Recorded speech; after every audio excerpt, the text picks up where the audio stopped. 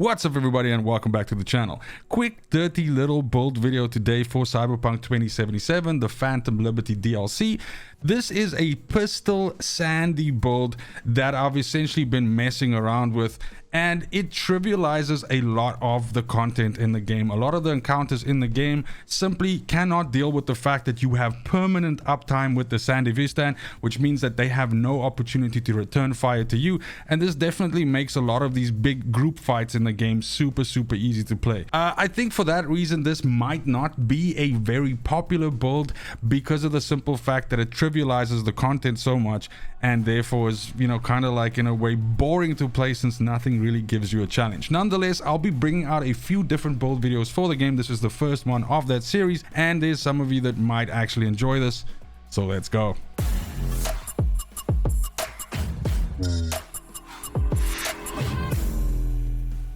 So let's go ahead and talk Cyberware first, but I do want to just insert one caveat to this at the beginning.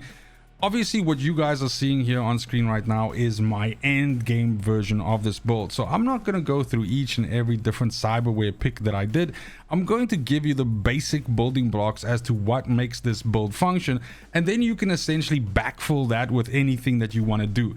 For example, the way that I play this build is I have a pistol that I use with a silencer on, so that when I start any engagement, I'm starting without making a lot of noise, and essentially the first 70% of the kills that I get, I'm doing those without them even knowing where it's coming from, because I'm shooting them from a silent stance. Then I also use a katana, and this is for if I want to just maybe my gun's empty or something like that, there's one or two dudes left or something, and you just want to go in and you want to get dirty with some melee action, which is also really powerful with the Sandevistan, of course. And then last but not least, I also use a sniper rifle if I want to go loud and we've got something that essentially the pistol is not dealing enough damage to, and I want to essentially be chunking the armor down or something like that. Maybe I'm fighting some mechs or something like that. So the bottom line is it entirely depends on how you want to approach the encounters and fight in this game as to what you choose, but the basic building blocks as to what makes this work essentially stays the same. So as mentioned, let's go to Cyberware first. All right, now of course for this to be a sandy build we need to be using a Sandevistan. Now the Militech Apogee Sandevistan is the best one out of all of them. This is the end game one to use, and that's simply because it's got such a huge amount of additional duration that it gives you every single time you shoot someone and kill them. So as you are working your way through a crowd of enemies, you are essentially increasing the duration for this. Now bear in mind, the Sandy has a max duration of 8 seconds, so no matter how long you extend it for, 8 seconds is when it's going to tap out.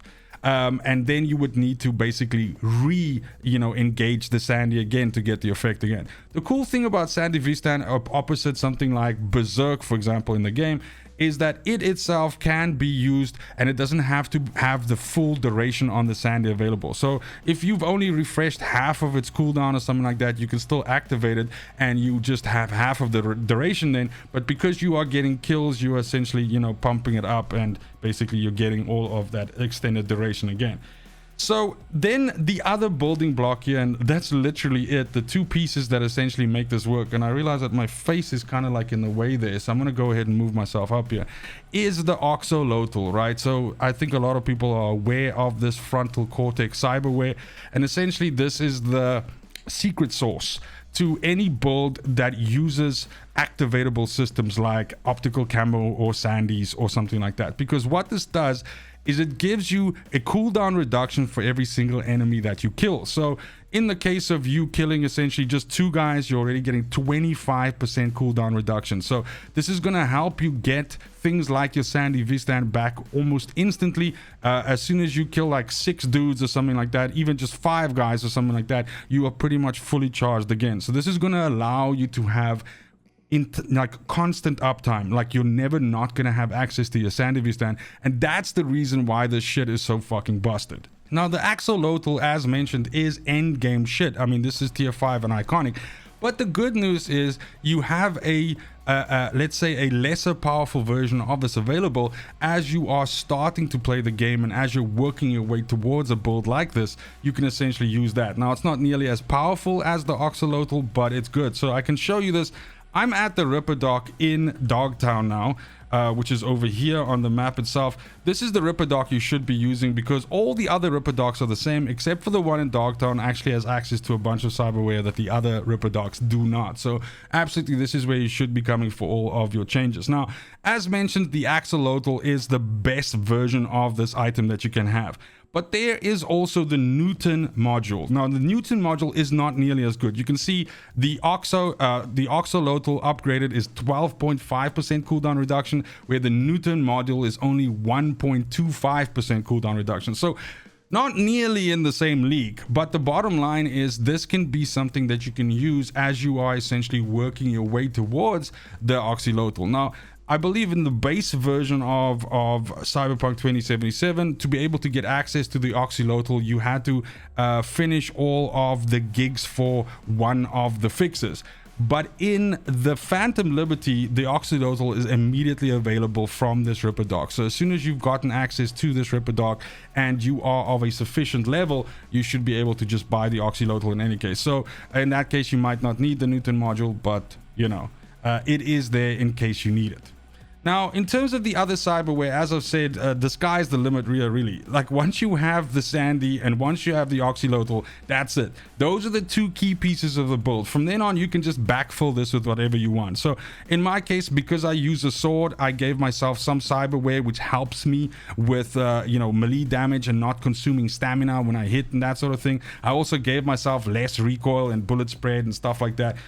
Gave myself, you know, less stamina spent whenever I do something. So I essentially just did, you know, that. But again, you can add anything that you want in here. You could even just do a build with just the Sandy and just the axolotl, and it'll work just fine.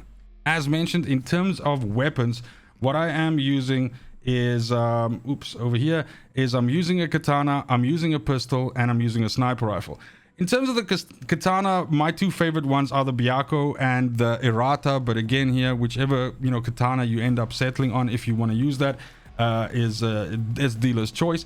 In terms of pistol, the Pride, you cannot go wrong with this, just due to the fact that it's you know, perk basically means that the higher your health is, or the fuller your health bar is, the more damage you deal with headshots, and that's why you're actually able to just one tap pretty much everything, even at the highest difficulty.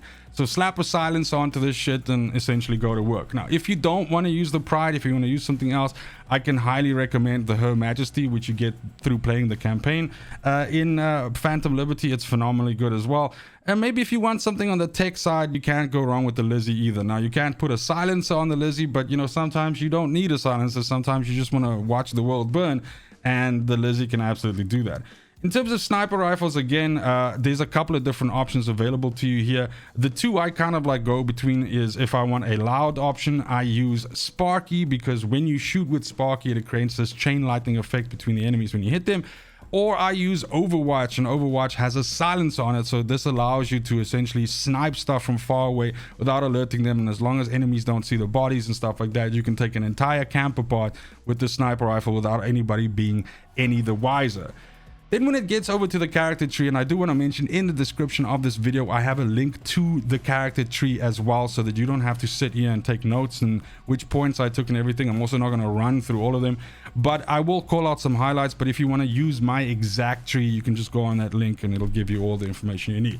Now, we don't need the intelligence stat here at all, so we're going to go ahead and just completely ignore that. When we look at cool here, we want to be going all the way to the top here, because we want Deadeye, we want run and gun. Again, my face is in the wrong fucking way, so let me do that.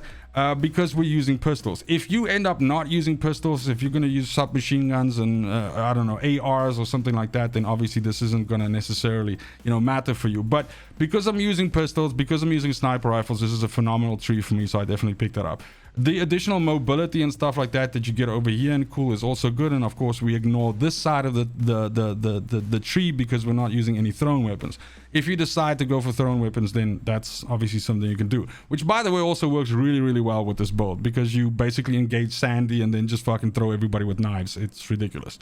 When we go over to the technical ability, this is all about essentially increasing the effect of your cyberware. So because I fully stack cyberware, it's a good tree to take, because you get Edge Runner and you get License to Chrome, and you get a whole bunch of these ones here which increase your stat values and stuff like that. And when you re-roll and things like that, then you know you get additional options at stats.